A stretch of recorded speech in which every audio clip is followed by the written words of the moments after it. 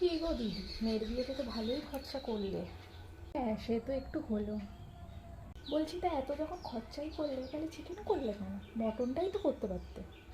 হ্যাঁ, না বাইরে আসলে সবাই বলা বলি করছিল যে এত যখন খরচা করলো তাহলে চিকেন করলো কেন, মটনটাই করতে পারতো। বাইরের লোক অনেকেই অনেক কথা বলবে, তা বলে কি সব কথাতে আমি কান দেবো?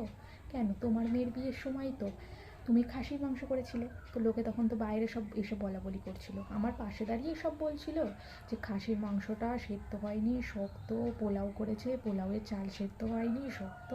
তা কি আমি তোমাকে বাড়িতে গিয়ে বলতে গেছি দিদি তোমার মেয়ের বিয়েতে এসে লোকে এসে সব খেয়েছে আর নিন্দা করেছে?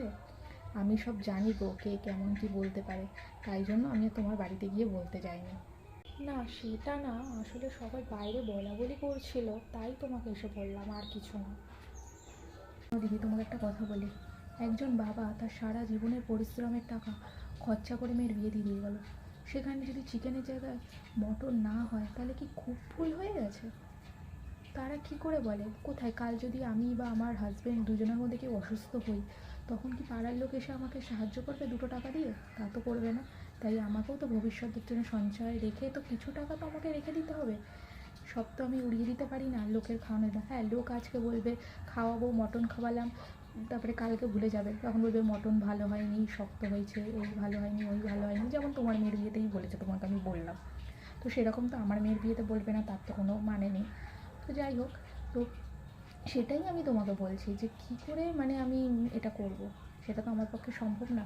তো আমাকে সব দিকটা ভাবনা চিন্তা করেই আমাকে এগোতে হবে। তো যে যাই বলুক না কেন, আমি সত্যি কথা বলতে কারোর কথাতেই কান দিই না।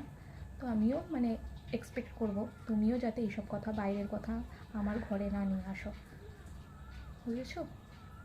হ্যাঁ গো দিদি, তুমি ঠিকই বলেছ, লোকে এইসব ভাবে না আর দেখেও না। আমারই ভুল হয়েছে তোমাকে বলা। সরি গো দিদি, আমার আর এই ভুল কখনো হবে না।